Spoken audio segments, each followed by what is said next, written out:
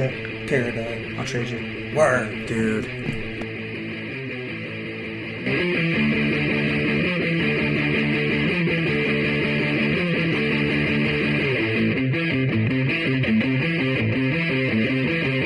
The movie was garbage, unfortunately. Great cast, but they did a terrible job. But the books are fantastic.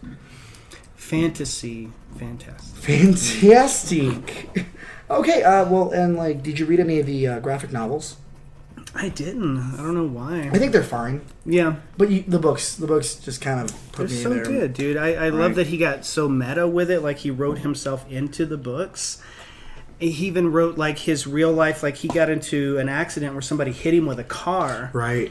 And in the book, he got hit by a car and he was about to die. And his characters that he had written show up at the scene of the accident. And they're like, you can't die. You have to finish these books. Or else the world will end. I'm like... Now, if only they do that with George R.R. Martin, you know? Like, right? Get on his He ass. was the White Walker all along. Oh... The True Night That's King. the twist. What? Yes. Wait, what? George R. R. Martin, he was the true Targaryen. You didn't hear that? George R. R. Martin himself. Oh, yeah. That's always ending the series. You didn't read that. He's the real mother of dragons. There was one of those exclusive interviews with, I want to say, IGN. Okay. No, that's fake. That's a lie. That would be awesome. I would buy the book if that was the case. What about you, Kels? What's a fantasy story that really strums those heartstrings of the guitar that is your body? Let's see, if you're talking about more traditional fantasy.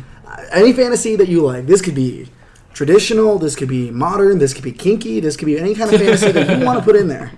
Well, I could go back to like some of the earliest ones of my memory, which is a deep cut, would be Flight of the Dragons. Flight of the Dragons, what the hell is that? It's an old movie. Animated movie by the same company that did the old Hobbit cartoon. But now that I'm thinking about it, fucking Willow. Willow. That used to be one of my favorite movies as a kid growing up. Willow is a classic, hands down. I love that. You say Willow, I say Ferngully. Yes. Okay. Ferngully, yeah, man. The real Avatar. I was about to say the OG Avatar. Yes. Right. Not enough people watched Ferngully growing up. The original and that's cult, why not we that have the Coltzilla. Amazons on fire. Yes, because people don't believe, People man. don't believe. It's the simple things. Well, let's go ahead and start the show. How's it going, everyone? Welcome to Escaping Podcast. The best comic book podcast in Colorado Springs. I am Daniel. To my right, I have... Yours truly, Kels for show. As always, Gio is in the studio with us, making sure we're on our best behaviors. I am here. Hello. And we got another guy here with us. Now, don't be confused. You're not hearing double. These are two different Daniels. What? I know. We look so similar, too. We do. We're like twins. Separated at birth. I'm Daniel Parks. How's it going, Daniel? Good, man. It's good. Thank you for having me. Yeah, Very no welcome. problem. I was a little, hesitant because your name. Yeah. It's almost too much. Why? It's a great name. It's the best name. For one of us. Okay, fair enough. So today we are talking about fantasy. Fantasy gone wrong, fantasy gone right, and those fantasies that keep you awake at night until, you get it over with and go to sleep. Kelsey, tell me a little bit about fantasy.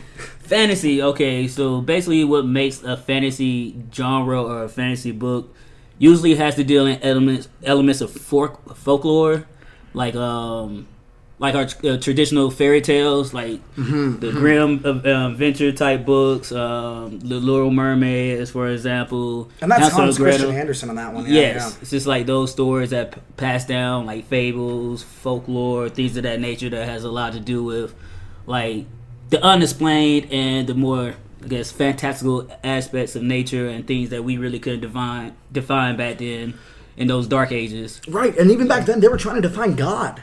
Yeah. That's like, so is that fantasy? Yes. You heard it here first. God is a fantasy. The Bible is a fantasy story. It's a great fantasy story, too. There's dragons, there's incest, there's... Six-headed beast, magical fruit, talking snake. Talking snakes, my man. Talking snakes. Like, yo. I can't make it up. It's literally there in the book.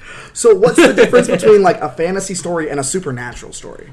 Supernatural, since we were talking about God, supernatural has more to do on the elements of humanity that could be heightened in a way that we can't necessarily explain.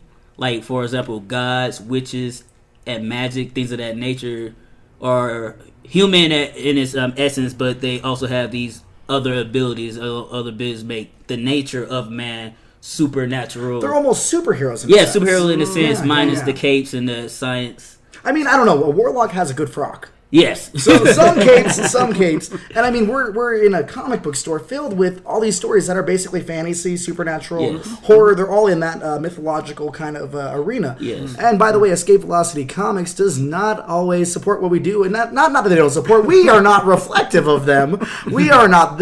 They are great people, and we are assholes. Yes. But And we're the assholes you choose to listen to. exactly. We all have different assholes. So we don't represent them in any way, shape, or form. But they are so kind and they allow us to record here. Gotta say that right up front. Love you, Doug. Mike, you do something fierce to me. Every bat needs a cave. So today we're going over a few different books. And Kelsey, what was your favorite one? Of which book? The books that we are covering today. Talk to me about your favorite. Spoiler alert, I didn't read any of these books. My Wi-Fi was out. And I'm an old person, even though I don't look that way. Like, I'm very, like, Ra's al Ghul after you get out of Lazarus Pit.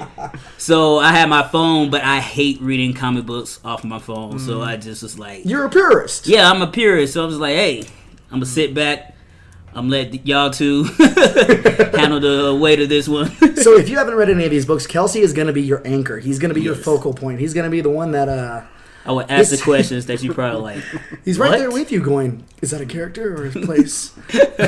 It's not. I burped. What's the difference between a hobbit and an elf, a goblin and an orc? This sounds like a great joke, and I want to hear the about to say, punchline Yeah, now. it's like, I don't know. I'm genuinely curious. Height? I don't know. So, Daniel, tell me about your history with fantasy. Oh man, I mean, I from a little kid, my dad always had fantasy books around the house. You know, The Hobbit, The Lord of the Rings, The Dark Tower, Stephen King. I was reading Stephen King at like 10 years old. You know, that kind of stuff. My dad was pretty cool. Not the best parent, but the coolest parents rarely are good parents. He let True me that. decide, right? He was like, here's some cool books, go read it. And the Hobbit cartoon, I watched that as a Oh kid. man, Leonard Nimoy singing at you. Yes, the songs are so good. So good. And Never Ending Story. Just a and classic. The Classic. Labyrinth, and all of those great old fantasy stories. So I guess my interest and love of comic books is just an extension of that. Right. Because like you said, they are fantasy stories. They're completely what comics fantasy. It's are. fantastic. You escape into Whoa, the, that's almost fantasy. like this podcast. It is, yeah. Name check. So, Got it. Yeah. So for me, I mean, Fern Gully was one of the biggest ones to jump into. Robin Williams. Dark Crystal, though. Dark Crystal. That Crystal. series coming back to Coming Netflix. That's going to be Saving so grace. good. There are a lot of good folks cast in that, but just the idea of just around the corner of your world, there could be all this, magic. It's in the everyday, it's in the mundane. That's one of the reasons why I loved Fraggle Rock and Narnia. The Fraggles were living in that guy's basement, rent free. It's like when you have, a roommate and they bring their significant other over, and they're there all the time, and suddenly you start seeing food marked in the fridge. Mail's coming to the house, but they haven't paid rent. And then their friends are I'm at still your paying the house same and you're amount not of rent. at your house. You're like, who are Fraggles these are people? deadbeat roommates? Fraggles are deadbeat roommates. Yes. I mean, But okay, lovable. They're trying to the builders whose name I don't remember. They're trying to build something. dozers. The Your dozers. dozers, yes. They're doing their best, and what do the Fraggles do? Destroy Tearing it apart. everything. But they're having a great time. They're singing, they're dancing, they're Jim Henson Muppets. It's There's an great. analogy there somewhere. We will find it before the end of this episode. They're just hardworking people, and then the lazy ones are just eating. Wait, everything Fraggles are and millennials? destroying it. Wow! Wow! He comes onto the show, guns a blazing. That hurt. That hurt. The fact that he even looked at both of us Yeah, like. it was like- well, maybe because we're Point sitting the right finger across at you from guys. them. But There at was the a same thing time- where we, at the beginning of this, did trade toys. Yes, we so. did. We did. We totally did. So let's Power start with friendship. let's start with the more lighthearted stuff, and we'll get to the meat that is Die, a book by Karen Gillan that you absolutely have to check out if you haven't tried. It's book. D&D meets Jumanji, and it is so amazing. The artwork, the storytelling, It's great. that's great. So let's start with the possibly most lighthearted of all the books, I Hate Fairyland. What was your initial reaction to I Hate Fairyland, Daniel? Because I've been reading his Middle West, and so I was excited to go back and see what he had done before. Not the same deal. It's totally not the same. There's so much more humor to it. It's hilarious. It's so funny and cool and just well done. My favorite part in the first trade, there's an issue where Gertrude falls down and she's like passed out. And they're going like page after page, and her little helper dude, the little Larry, yes. Behind her head, he's starting like his whole family, like he's building a house, and he's like has a wife, and he marries, and then he like is a 2-story house, and it goes on for page after page. She grows a beard. She grows a beard. Like I was like, that's the type of thing that only comic books can do. You know, like even if you did some amazing CGI version of this, it's never gonna get out of here, fly. That was Larry. You just killed Larry. Yeah, well, he wanted it. But you know what I mean? Like that sort of sequence, it's so typically comic book that's why I love comic books. It can be ridiculous. It can go a little Looney Tunes with so it, you know? Well, and for those of you who don't know I Hate Fairyland, it's a story of a little girl named Gertrude who at 10 years old goes on a magic journey to find a key. Now, she's not very good at this, and it should have only taken her about a day, maybe 2. She's been stuck in Fairyland for 27 years. She is now 37 years old, stuck in the body of this little girl. So she already exists in this world, or is she like in the regular world and she goes into the Fairyland universe? She exists in the real world, okay. And then as a kid, she goes on an adventure that kids go on all the time, it seems. But she sucks at this, man. She's like me when I'm trying to get into working out. The idea is there. The motivation it's a good idea. So she's almost like a dumb Alice. Are you calling me a dumb Alice? No, I said she. You dumbass. I said she, not you. But, you know, if the shoe fits, wander around in Wonderland, man. Do your thing. It's a perfect concept because it's like most of the people that are going to be reading that are probably adults, right? Of course. And so you feel like as a kid you love fantasy worlds, but if you're stuck there and now as an adult, you're like, get me the fuck out of here. Well, and she wants to go back to her family, but she's still getting sloshed. She misses her warm bed. She eats mushrooms. She eats mushrooms, who are living guards. They are guards in the city. She eats a mushroom guard and goes on a crazy trip. Yeah. Just trips So that off makes her sense ass. that you like Adventureland and you like this, because just like Adventureland, everything's almost edible and alive. It's right there. Peppermint Butler and all that. Yes. You could eat Peppermint Butler, but should you? They did in a couple of episodes. What? Like, he got Really? I don't remember that. he got bit out of one episode. He definitely got bit. I don't think he's dead. Yeah, no, he definitely. So I Hate Fairyland. I mean, it's so crazy and fantastical that it can do things that other comic books can't.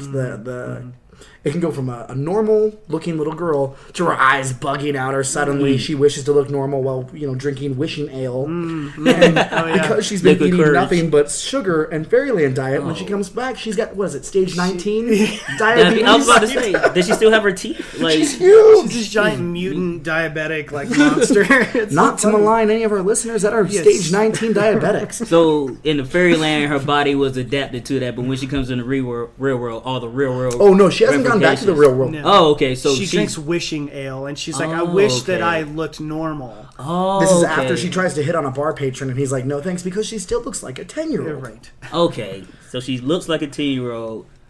Wishes Would that you- she looked normal. In Fairyland, and then when Okay. she makes the wish, she in the bar In the bar. turns into this giant, beautiful person on the inside. Just great personality. Catch 22. Be careful what you wish for. All right. So she's trying to get home. How well does that go? It doesn't go very good. I mean, for one thing, so she's got to find a key to get out. And then the Queen of Fairyland, there's a stipulation that the Queen can't harm her. So instead of trying to harm her, she brings in another little girl to try to find the key. And this other little girl, she's so sweet and nice, but She's happy. She shoots these like deadly rainbows and things, and She's got her guide, which is another butterfly. Yes. Who is, Miss Lady, and Yeah. her name is Happy, and she is happy, and she's full of sunshine, and just Puppies and her kittens. shit don't stink. You know what I mean? It's a whole deal. Probably very magical. So why does she bring Happy in again? so that Happy can find the key first, because if Happy finds the key, then Gertrude is stuck there, and now the queen can basically murder her. Which everyone in Fairyland wants to do. Gertrude is They going all around hate her. killing people. Okay, because I got you. She blows the brains out of the back of the moon who is narrating the first issue. Right. That's another great thing. Each issue starts with a different character narrating. Right, but and they're caught up in the crossfire. Right, they end up getting murdered somehow. In a My favorite is the little mouse at I believe the second second issue, and he's narrating. He's like, "Oh well, I'll step in.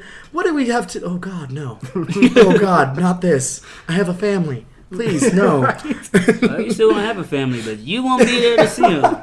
So is she actually looking for a key, or is a key a metaphor? She wants to go home. The key I is think there is an actual key. It's not like, oh, the key is to find yourself. And, the call was coming from inside. Exactly. You know, you've been home the whole time. Click your heels together. Yeah. Right? Yeah. No, and clicking your heels and wishing to go home is something we'll touch on and die a little bit. Ooh, but yes. we'll get back to that. As far as Gertrude, she ends up making a pact with a Dark Lord, one of the Seven Dooms. Oh, is that right? Does Yeah. that happen later? I don't think that was in the first trade. It was in the first trade. What? Okay. 7 dudes. Everyone came ill-prepared for this podcast except I'm so Daniel. sorry. And by Daniel, I mean me. Or me. No. No, not me. No, Okay. we all just heard that. Yeah, I had a bad doom joke, but yeah, it happens. So she makes a pact with one of the Seven Dooms, and this is Deadith Darketh. And he says, yeah, you can borrow my powers if you face, these trials.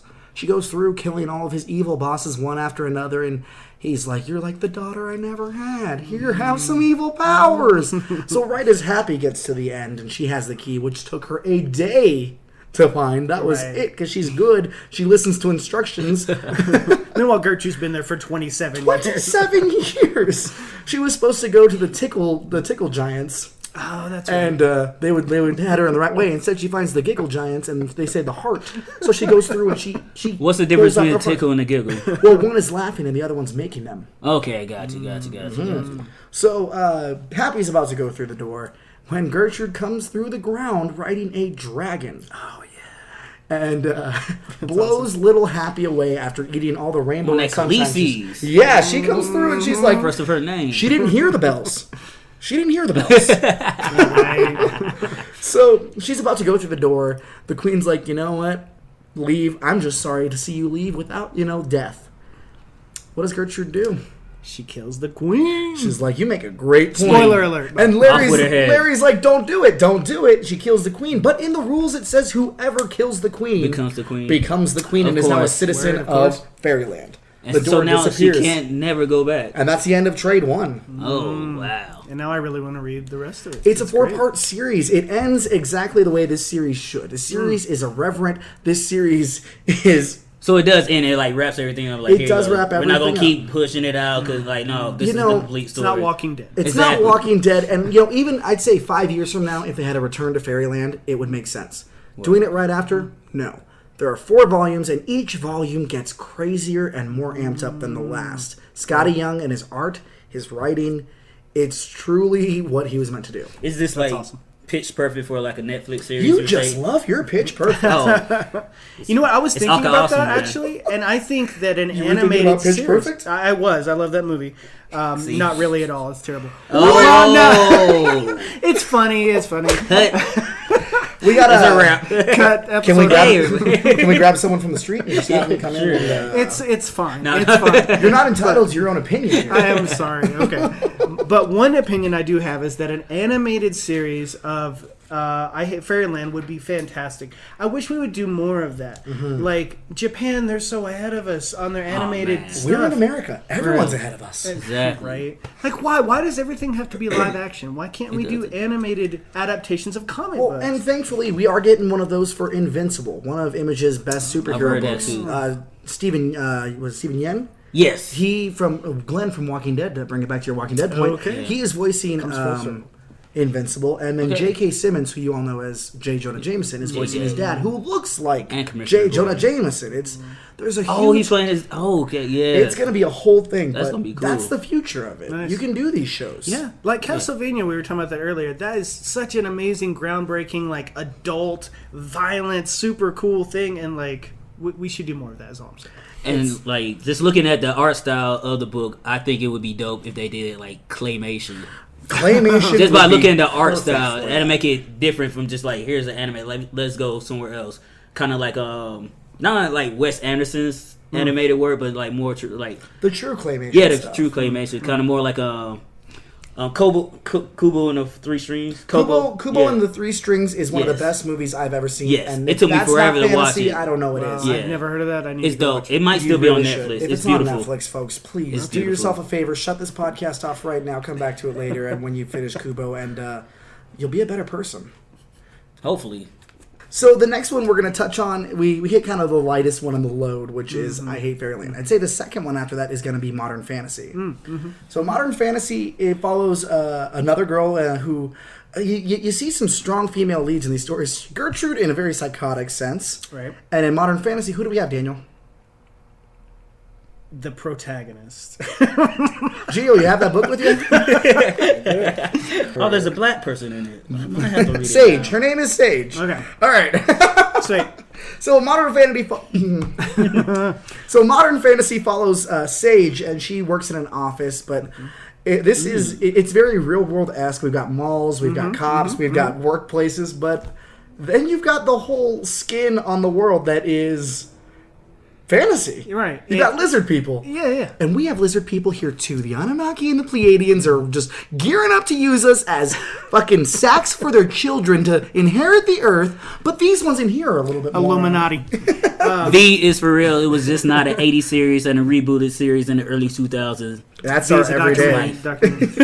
Yeah. No, it's a fantasy, but it's a modern world. It's like That goes right with the name. It's modern fantasy. and modern fantasy, exactly. almost like they planned Right, that. like if you're walking down the street and you saw a wizard and it was just totally normal. Right. That kind of thing. Yeah. And that's one of the cool things about it is because it feels like an adventure with her and her friends to go. It's almost like a coming of age in a sense where you go, you have your friends, you got to steal back that thing that you got stolen, that your friend's shitty boyfriend sold Right. for like weed or whatever.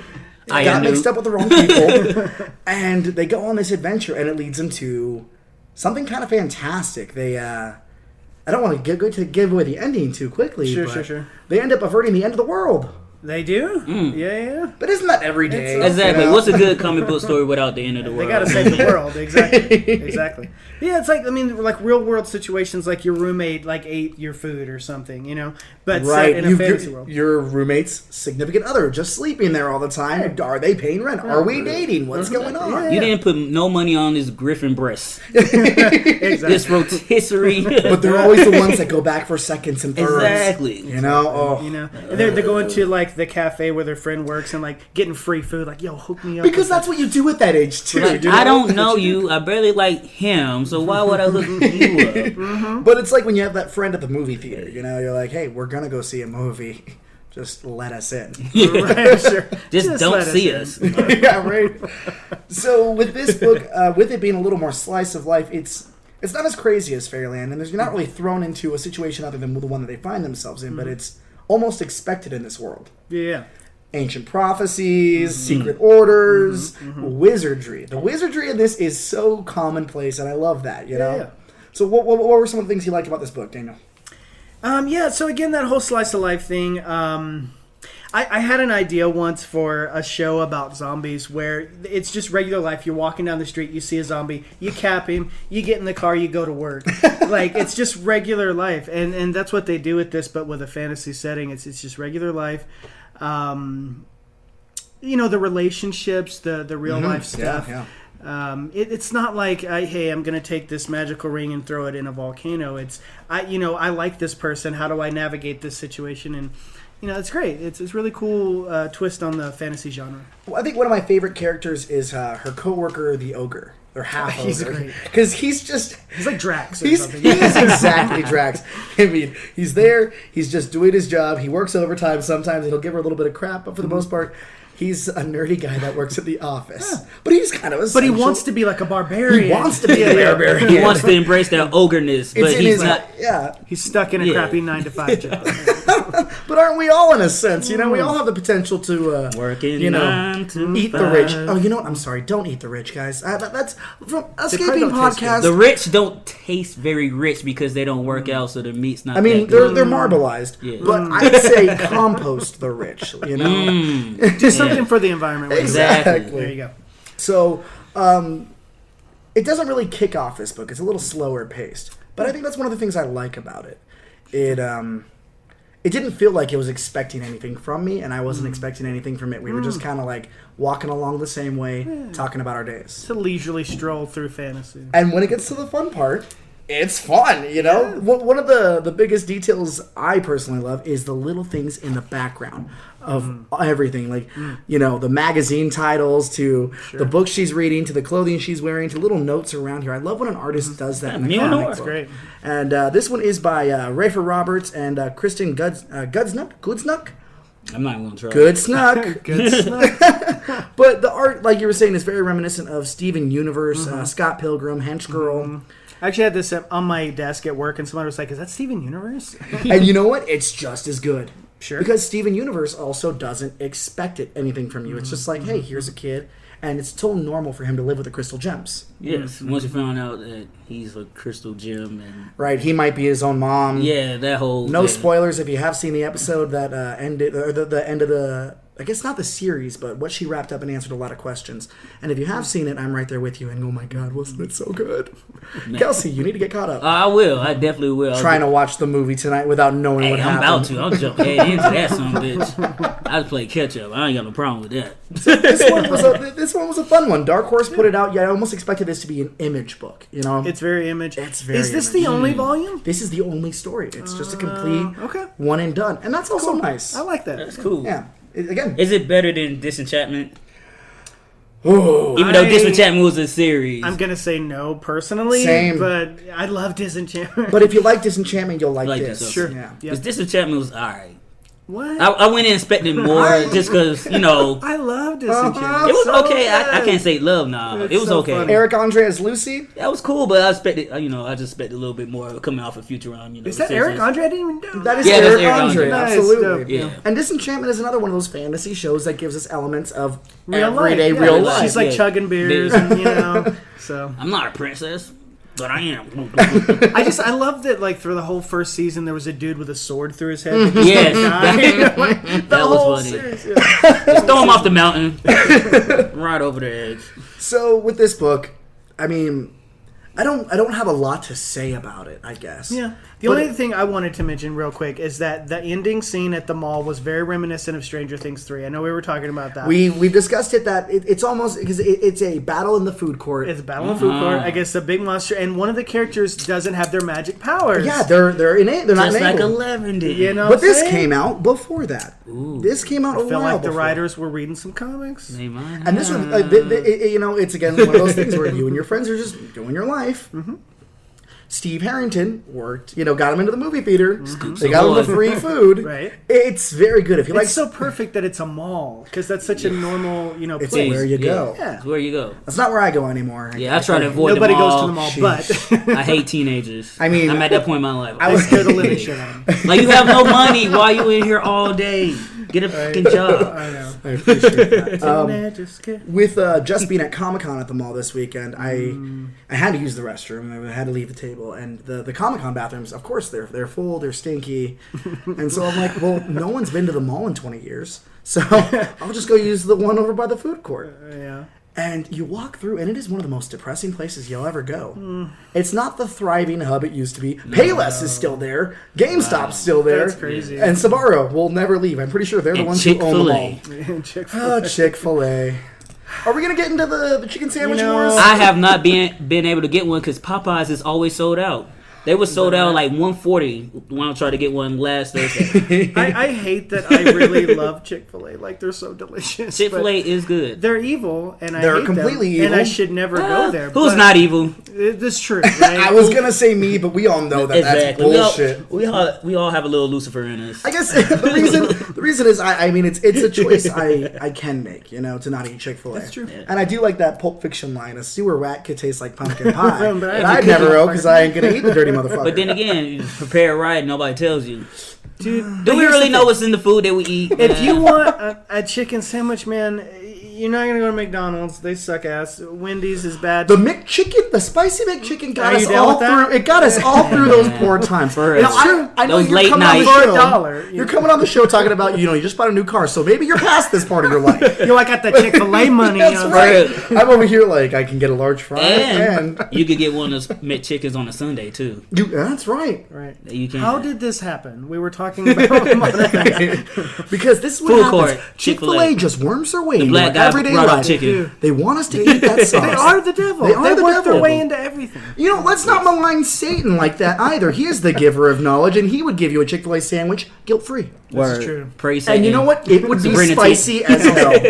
It would be super spicy. Yeah. All right, let's move on to our next book. From here, we go on to just check out Modern Fantasy. If you like Steven Universe, if you like Scott Pilgrim, you're going to love the art on this. And It's just Hench a Girl pick even. up and read book that you don't have to follow the series. Exactly. You can set this down, pick it up at your leisure. Great book. Our next book is Curse Words. And Curse Words is one of my all-time favorites. Really? I love it. It's good. Yeah, what was your initial reaction to Curse Words? Yeah. So again, we were talking about the other day. The first few pages, and again, it's a modern world. You've got the Wizard, which that name, I'm like, okay. You start to you start to just forget. Yeah, it. you just go with it. You go with it. But you got your Wizard, and he's in this modern day environment, and I'm like, okay, this is kind of interesting. But then when they started talking about this whole mythology of where he comes from, and there's like this god. And where does he come from? What is the name of the place he comes? No Place. No Place. Dope.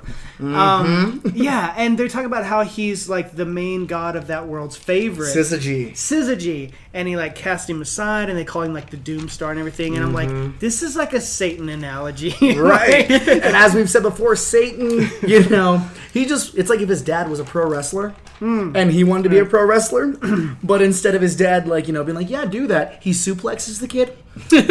Right. Yeah. Just sends him down. Yeah. And it's almost Little like, Nicky style. Little Nicky style. Speaking of Adam Sandler. it's almost similar because doesn't he leaves the fantasy world, which you could call heaven, Yeah. and goes to like the regular Earth. To which Earth. is, like, And there's no hell magic or- here. Right. Because it's our world. So does his magic not work since he's on it? So, that's an interesting point. His Yeah. magic works at the beginning. He's all juiced up from Yeah. where he was from. It's full of magic. It's enriched. And as he starts using his magic, his beard starts fading away. He can't use his powers anymore. Well, and Syzygy cuts him off. that's right. Yeah, from like his pipeline of magic power. Yeah, which, Flow. who knows what that juice is? We're asking what's in our food. I'm asking what's in Syzygy's brew. I know. Some GMO magic. GMO stood for gotta move out when I was a teenager. My Is parents that said it right? all the time. So, Wizard comes to the world, and he's accompanied by... Who does he have? Oh, it's like it's a koala. It's a koala. Yeah. This koala is named Margaret, Yes. and she is just delightful. Which we find out later might be something. How far along are you in the Curse Word series? I read the first trade. Okay, see, I'm caught up, and it's coming to an end. There's much more to Margaret than meets the eye. She's a transformer, but still relevant. More than meets the. Oh, the Transformers will always be relevant. I'm sorry. That's the Cybertron enemy. I'm sorry. That's another episode, Kels. Oh yeah, I penciled that in. Yeah, we're starting to make notes on our future episodes as we go along because we say a lot of random shit, and you know what? That's the kind of random shit we're going to bring to you. That's content. That's content right there. So, Wizard comes to the world, and he sets up shop. He needs people to pay him, but pay him in rubies. Pay him in diamonds, pay him in gems, because he can crush Get that power down from and that get stuff. power from them. Yeah, They're yeah. infused. So he crushes rocks to get stronger. Does he snort them as well? Listen, you Or does he cook them on a spoon? Don't judge Like, Wizard. it's not so much a spoon as it is... I'm not trying to judge. I'm trying to understand. Step one: does he need a good vein? Or I mean, I'm sure he could just snort it, and he absorbs it. He's not a user. There's like a gem that he gives to like his love interest that she can crush up and use for That's power right. at a certain point or something. So as Wizard goes along, he realizes that sometimes his magic backfires. There's a guy, Johnny Diamond. Is it Johnny Diamond or Johnny Platinum? Platinum, yeah. And he goes, "I want you to make Johnny Platinum." He not only refers to himself in the third person, but he is vain as hell. just like a wrestler. So just like a wrestler. So Wizard turns him into a platinum person. and it blows his body apart. At first he falls out of a building and he splits in half, but he's still alive because it's all platinum and it's all. Right. We find out later on in the life of this guy, he found a girl who's into it. Mm-hmm. They're married. They're trying to have a kid, but he's platinum. Mm-hmm. And what's that going to do to the baby? Is she going to be poisoned by the platinum? Is it going to, Or does he even do that? Like, since it's platinum. It's like a BB gun. Just like I'm Hancock. Like, will he just shoot out like? That's right. You know, it's like a BB gun or oh my god! It's like Mallrats when they talk about how Superman needs a kryptonite condom. He does. Yes. It's gonna kill. It's gonna split Lois Lane right. Yeah. Or like how in one of those Spider-Man like 100 or the Dark Rain, I think it was. It was just Spider-Man Rain. Rain, yes, and MJ ends up dying from radio. And you find out every time that he irradiated arrived. her. He arrived. Or you got to think of the cop from Terminator 2. You know, Yeah. Oh, I was thinking more of the liquid metal, not the slicey knife. just like, you're over here getting the job done, and I'm thinking about how to keep everyone good. Hey, you know what I'm saying? So Wizard sets up shop. He's in our world, and he finds out that the gems aren't enough. What does he start doing? Syzygy cuts him off from his power, that takes away his beard. Which is sad. I can't even grow a beard. If I got one and someone took it, I'd be pissed. Like, I can, but it's all scratchy and weird, so I don't do it. But many have described me the same way. You're scratchy and weird, but we love you anyway. So he loses his beard, he loses magic power, and his trusty koala sidekick is like, yo, this world is. She has a name. Margaret. My apologies, Margaret. We love you too. So Margaret, she's like, this planet, this world is full of magic power. You just got to know where to find it. Mm-hmm. So she starts taking him to like magic shows in Las Vegas and stuff like that. And he's looking around. He's seeing how everybody's believing it. They're believing the magic. So he figures out, hey, if they believe it, that's what gives me my power. So is the magic the act that they're seeing, or is it the belief in the act? I think it's the belief. So what does that say about the product itself? Not the believing, but what they're believing in. Is it one of those things where it doesn't have any power until you give it to it? Right. It's like quantum physics, man. Like, quantum physics says that like certain particles like don't even decide where they're going to exist in the universe until you look at them. Right. So you look at them, you believe in them, you create them. Biometrism. Yes. It's like one of those things like, what came first, the God or the belief in the gods? Right. You know, and the gods, yeah. What was that creature in Supernatural that they had to believe? They believe in it. I don't watch that program.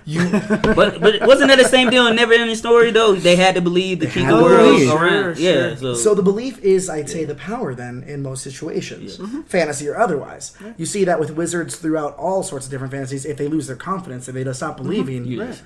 It's not going to be enough to get it done. Right. They can't get it up. There you go. What else happens in this book, Daniel? God, I don't remember. There's a big war. Oh, so his his ex-girlfriend comes back to find him and kill him. Ruby. So like the god Syzygy, he's like sending his ex-girlfriend to go down and take him out. Yes. But she's so totally in love with him that she can't do it. Is she though?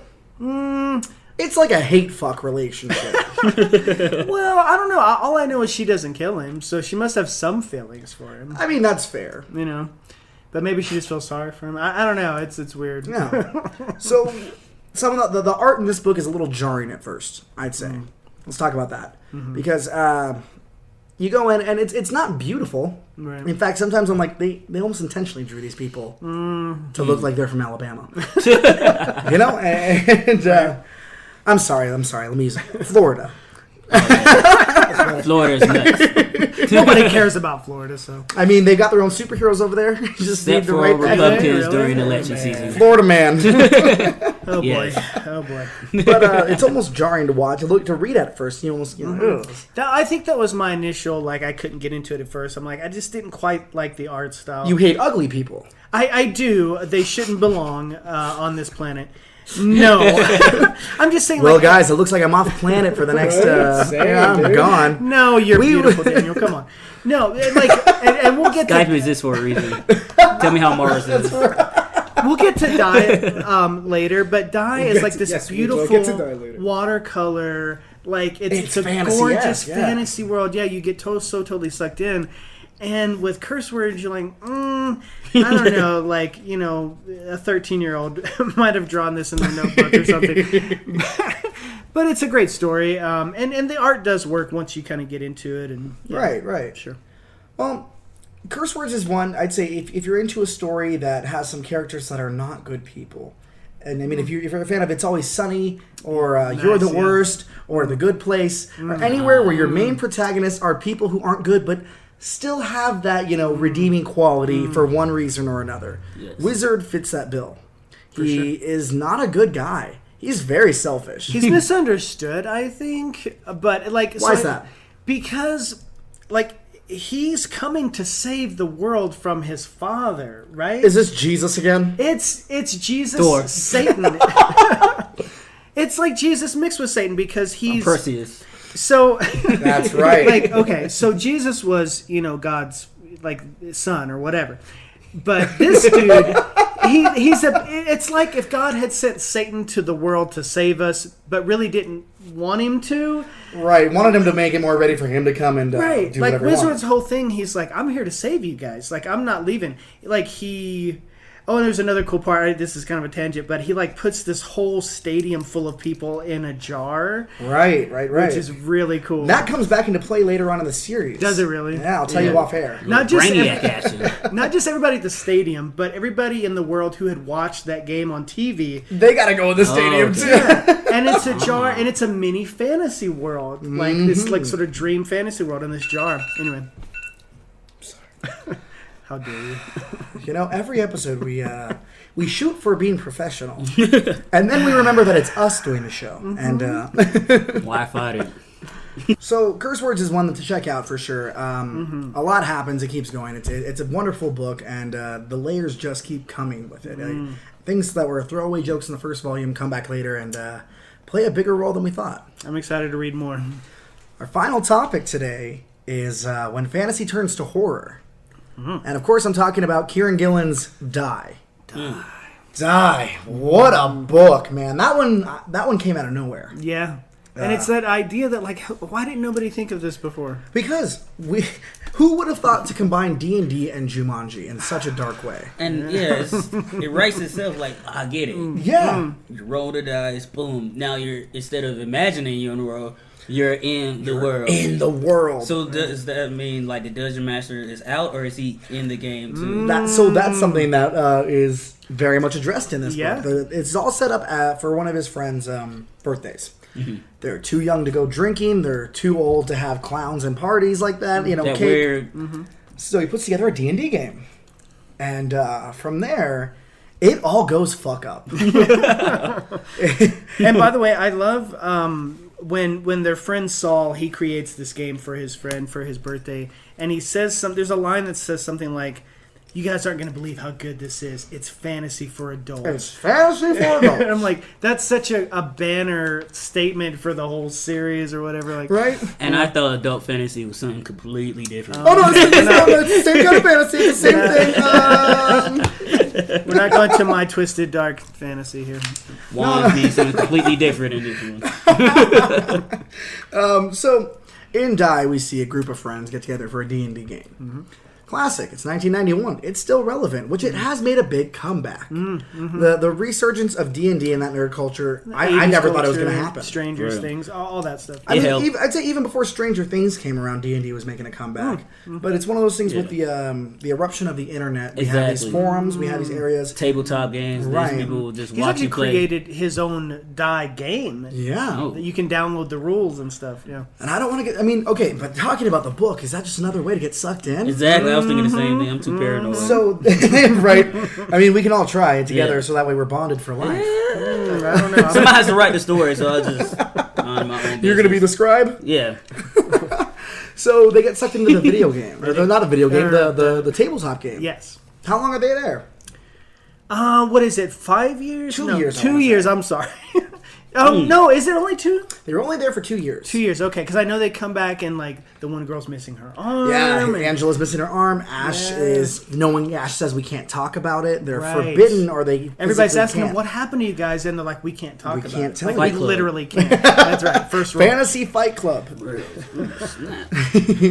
So is that part of the rules in the game, or is that just like a crew pack that he made We amongst find themselves? out when. So years pass, and one of the guys is missing. Saul, the creator of the game, he's gone. Years later, at Ash's birthday, or Dominic as he goes by now, he hates presents because the last time he got a present was this game. Was the game. Almost on some itch. Okay. Exactly, but instead he says he's going to meet up with his sister for some drinks, Right. and a postman delivers a package that says Just "Happy at the bar. birthday." They're Just chilling at the bar. And here's a package, yeah. Creepy. And you can see his face just changes. He's like, she's, "Are you okay?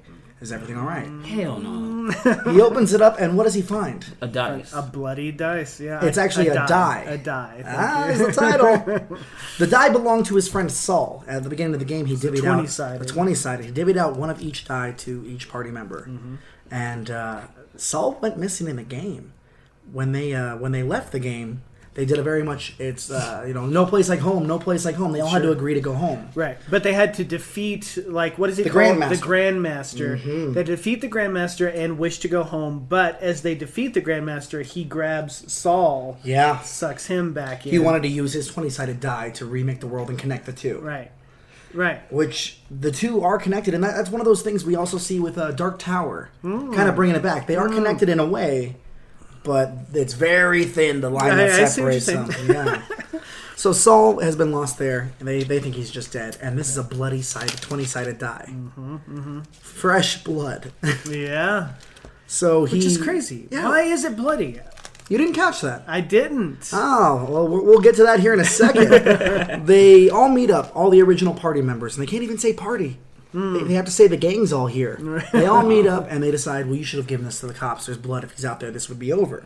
But then they wouldn't be in their hands. The cops would be the ones to decide. And asking all the questions. Right. And they had a black guy with them, so the cop might have shot him. Exactly. So, God. it's crazy. It's more of a fantasy if he didn't get shot. It's- Wait, he did? Has this been your most political episode so far? nah. No? I think X-Men #1 was Yeah. our most political episode by far. I love it. So they decide, okay, fine. If this goes fuck up, it's all your fault, Ash. Because they're starting to call him Ash again. They don't care if he's Dominic. Right. He's back to being Ash Ash. is his name in the fantasy world, where he's actually female. That's right. Very interesting. And that's also addressed because they bring it up. How come in this world you were always a woman, and in the other world, the real world, you weren't. You never even dated men or anything like that. You didn't do a transition. You stayed Dominic, but here you chose to be a woman, and you were a woman, and it's this wonderful thing. But it's the character. He's so or she is from issue 1. We must use Ash because it is Ash. She keeps a lot to herself. Even to her sister, she could open up. She could, tell the truth to a dying hobbit. Right. But chooses not to. Ash is very closed off. Sure. And it's a full on, like, this is a female character in the fantasy world because he even has, like, a love affair with another. She has a love affair with a male charter in the fantasy game. Right, and which was really cool. tell me how that worked out, because Oh they've my been gone from God. this. Sounds like Black Mirror. Yeah, I was just about to say. Yeah, like, just like that. That was a great episode of Black Mirror, by the way. she has the romance, and then Right. they were gone for how many Right. years? Like So- a decade and a half. Right, they're gonna have come back, and she meets up with this character that she had a love affair with, and she had put a spell on him. He dared her to. He said, "I dared will her not. to. My eyes will not rest, or I will not rest until my eyes behold you again." Right, but then he dies, and his eyes rot out. But he didn't die because the So- curse was put on him that he would not rest until he saw her. Yeah, again. and he's like, I can never see you. I'm cursed So forever. we'll never. And from so- here, we start to see the choices and the decisions they made as teenagers. The things they set in motion as kids that they treated as a fantasy world have been going on Just Without like a them- role-playing game. without them there. Because Right. so the fact that he was Ash in the game, does that play a major part into the overall story? Like his, like the way he thinks, the way he is in the real world. Like, do they explain? We haven't like, even gone back to the real world. They don't go. They don't get back in the first volume. Oh, They're okay. stuck here. Oh, And what do they find upon arriving? They find Saul. The They do dice find flies up in Saul, the air. right, and he has taken over the role of the Grand Master. Killed the Grand Master and Oh. took his 20-sided die Right. and replaced Now- his eye. Which makes sense. Yeah, his eye. and the other one was his other eye. He had both die. or his Dice eyes. as his eye. Right. Eyes, and that's But why of he was course, bloody. as the creator of the game, of course he's going to take over the Grandmaster role. And one of the big things he keeps saying is, "I made this all for you. I made this for you guys. Stay, Right. stay." He just wants to play. He just wants to play. That sounds like Will. It's Will The Byers, and Yeah, that's what's I'm going to trying to happen think. if he Yeah, goes in. right? Yeah, if he was 11, he'd be like, "No, you're never leaving the upside down. Yeah. We're gonna be friends till the end." Yeah, we're going to stay in the basement Right. and play forever. One of the things about Die that I love so much, other than the artwork, because the artwork is amazing, It's beautiful. is these teens, these kids who are now adults, having to face each and every one of their personal issues. You see Angela as an addict. Sure, yeah, she's an addict too because she's a she's what do they call her? Cyberpunk, Yeah, that's cyberpunk. But in order for her technology to work, she has to get fairy gold, fair gold, or whatever. It is. So she's addicted to that. Because by the end of the day, her powers stop, and the next day, she's just looking for the next hit. Right, right. Next And phase. he even says, I never understood why anyone didn't trust rogues. Everyone who plays D&D is a thief. You don't trust a cyberpunk because they're addicts. And he'll do anything. I'll do anything Right. for it. And And we see then- that again and again in the book. The characters that he's created are so interesting. That you got the cyberpunk, which is something you don't normally see in a fantasy No. world. And then you got the grief knight. The Grief Knight, He has Matt. to use his sorrow in order to defeat enemies. And as an adult, you see... Like the Crow. He talks about his life at one point, exactly like the Crow. And his mom died, and she was a statistic. It was like 1 in a million, but that one always comes up, and someone is always that one. Right. And then later on, his daughter gets sick. Yeah. And it's a much smaller percentage, Right. and she dies. And Ash, as the dictator, his voice, his commands control Her. people. Her, yes. Thank you. I'm sorry I keep doing that. So she, to the grief knight, she'll say, like, think about your dead wife. Yeah, tears on a casket. Yeah. Sons without mothers. That's, To that's bring some out- great song lyrics. Yeah. Right? You're just thinking of Tears from a Rose. Kiss from a Rose from last week. Well, I'm always thinking about that. Who isn't? So we see them go through, and there's a great analog for hobbits and Tolkien. We see in this. Yeah, I didn't catch that until we talked about it. It's crazy because they're at war. They look like people during that era of war. They're in the trenches. Right. They're sending their kids off. After my grandfather went, his grandfather went, my father went, and they always say spring is coming, and wizards have no care for these lower people unless they do take them into account, which is much scarier. Right. Because then it's like, oh, they know they're just getting fodder. Yeah. And you see these hobbits dying out, and one looks like Elijah Wood. And afterwards, you see a Tolkien kind of look character come up with his pipe. That's awesome. And even he says, yeah, while I was writing, these men were out there dying, and it's something I thought about. And you're just like, ah! Love it, dude. It was his escape. Yes. But towards the end, they finally reach a domed-off city in the shape of a 20-sided die. Yes. Yeah, tell me a little bit about that. So what happens when they get there? I know that Saul, isn't he in control of the city or... He's technically in control of the whole land, but everyone in the city's like, are you here to free us from his reign? Right. Yeah. So from there, oh man, am I the most equipped person in this You episode? totally are, dude. Yes. I need to read it again. But... Utility belt and all, man. So they go into the city, the people start treating them like the heroes they used to be treated as, Yeah. Right. Chuck, one of the characters who, total shitbag. He's kind of a dick, yeah. He's a total shitbag. He's like, I can get used to this. Who wants to come keep the hero company? Well, Hey, He's a wink, movie wink. writer in the real world. but- yeah, he's used their experiences to exploit it to make these books, these movies, and, Yeah. Sure. And He's Oh, the so fool. when he came back to the real world, it was like, I got an idea. exactly, he didn't treat it as reality. He treated it as fantasy. And when they're back in there, they're told to treat it as reality. but he's still out there, you know, like... I got my new material when I get out. That's right, that's You right. need to worry about what you're doing right now. And he's, you know, he's fucking people left and right. He's drinking. he's doing everything that his character and his personality type does. Mm-hmm. But and he's a fool, right? He's the fool, and fools rush in. That's right. And Ash goes and she finds a way to bring Saul there because the Grandmasters are always most powerful in their domain, which is just classic fantasy, lore. Mm-hmm. You meet them in their place with their power. You're not gonna have a hard time beating them. And she decides to break his city, his glass city, after remembering as a kid when he used every Lego piece to build this fortress. Right. And he's like, it's finished. Like, we're not going to build anything else out of these parts. It's finished. She ends up breaking the city, and they all work together to coordinate an attack without killing any citizens, destroying his perfect city and bringing him to them. Yep. He almost, is convinced to go home, but oh no, his power comes back, and Ash drives a blade into his gut. Now, as he's dying, they're like, we need to go home. Create the circle. He's out of the party. We all agree. No place like home. No place like home. Kind of moment. Mm-hmm. Except Chuck and I'm blanking on her name, but another one of the characters. The Godbinder. Yeah, the Godbinder. They decide. And that's such a cool character. It's also fantastic. all the different deities you see with her too. A character that controls gods. Yeah. They decide their life is better here. You know, he's like, I can do push-ups moments. again. I can do pull-ups again. I can fuck whoever I want. Nothing beats fucking Elvis shit. Right. And she's like, yeah, my mom doesn't talk to me. I don't even have a cat. I live alone. I'm here. So they split the party, which you never do. You never split the party. Never split up. And say Scooby-Doo.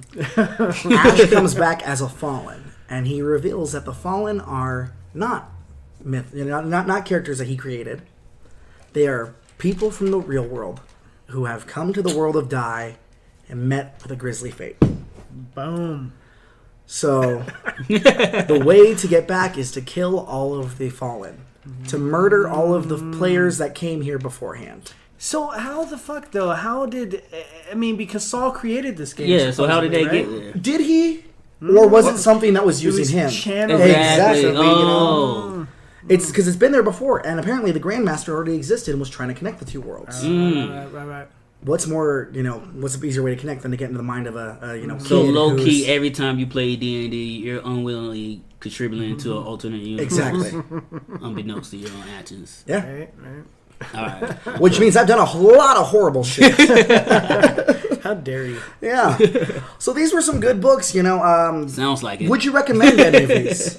Absolutely. I would recommend all of them, but especially Die. I think Die is the most intelligent, in-depth. It's just the best. It's so good, It's just the most well-written, the best art. It's fucking crazy good. But I loved Fairyland. I thought it was a lot of fun. Art was great. It was a wild, fun ride. All of them. They're all good. Thank you for recommending them to me. Yeah, man. I'm glad we had you on for the show. Yes. Let's go around real quick before we end. And Kelsey, what is your creature in class? If I'm going off the top, I'm gonna go with a dark elf with light elf magic. Okay, so that'd be the creature. What class type would you say? Like warrior, bard, soothsayer? Maybe a rogue with mad charisma. Okay, yeah, yes. What about you, Daniel? Dude, I don't know. I don't know how to do this. So I play guitar, so I'm definitely a bard. Okay. I think, Now what race? And you can't say white.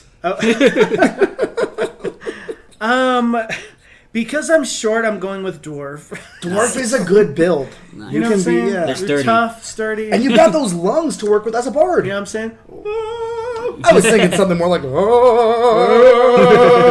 Yes. Love of mine, someday you will find. What about you, Daniel? For me, it's a dragonborn warlock. Oh my god. Yeah. His name would be Guano Escobar. And Wow. Scoob for short. Okay. Not so sure about that name, but You mean batshit drug dealer? Yeah. right. Love it. Guano. Ace Ventura taught me that. It's right. It's right. I knew it was guano, but I didn't put together guano, batshit drug dealer. That's Well, Daniel, it's been great having you on the show. Thanks, Daniel. It was great talking to you. No problem, Daniel. You're too sexy. Oh, Daniel, stop it. Stop it, Dave. You're too much. But for real, man, it was really good having you, It man. was a lot of fun. Yes. It was I'm sure awesome. we'll see you again on the show. Everybody needs to listen to this podcast. It's amazing. It's so much Well, that's fun. on you, my friend. Yeah, Spread okay. the word. I'm going to go home and listen to all the episodes over and over again. Yes. And you should too. Is there Thank anything you. you'd like to plug while we have you? No, well, you know what? I will do this. I'm going to, if it's okay, I'm going to give out my email address because I am in the middle of writing a comic book script with my co-writer. Fantastic. We're putting it together. It is a fantasy story. It's kind of a Western, psychedelic, crazy thing. So That's awesome. any artists out there and or letterers, hit me up, danielpatrickparks@gmail.com. It's a paying gig. So if you want a gig, if you're an artist, if you're a letterer, you're down for a fantasy comic book script, let me know. That's fantastic, Cool. man. Gnarly. Kelsey, what do you got? Two things. First, I want to plug the Drink and Draw being held this Thursday at 7 at Escape Velocity. It's the last Thursday of every month. And also, since Daniel is wearing a Master of the Universe t-shirt in front of me, I want to recommend the She-Ra series on Netflix. Good. Oh. It is legit. It is awesome. dope. I just finished season 3 last week, and I look forward to season 4. And that's another one of those shows Yes. where if you like the Steven Universe style of art, Yes, it's right and up there. The first few episodes also reminded me of Avatar: The Last Airbender. Yes, and that's a whole nother episode in itself. Oh, 'Cause I literally fantastic. can talk about that all day. Right. And I have. And check us out on Facebook and Instagram at Escaping Podcast. And don't forget to check out our featured local band this week. They're gonna be playing at the end of our episode here. It's called Stalemate, and you can see them live on September 7th at the K-Bar with Daylight Delirium, and also at the What If Festival on September 14th at the RHZ stage. I'd like to go ahead and thank Escape Velocity Comics for allowing us to record here. Once again, our views, our opinions do not reflect that of Escape Velocity or its staff or anyone it's affiliated with. They're just kind enough to let us record here, even though I rail against everyone and hail Satan every now and then. Escape Velocity has a book of the week every week. Come in and check it out. The book this week is Batman Superman #1. Up in the sky, in the dark of the night, trust no one, for the secret six walk among us. Spinning out of the devastating events of Batman Who Laughs, Superman and Batman are together once more, haha, in an all-new monthly series.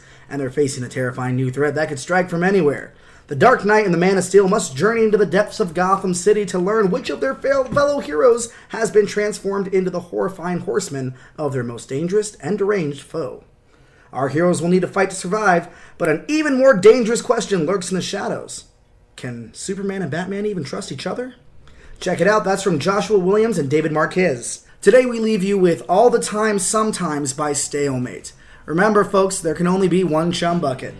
And don't ever feel like you're trapped in the dungeon of life's reality, because you can always join us in being escapee.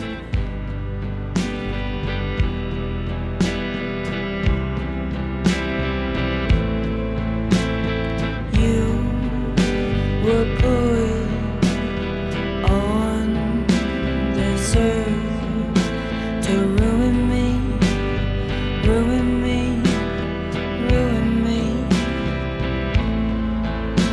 But I can say I'm mine with no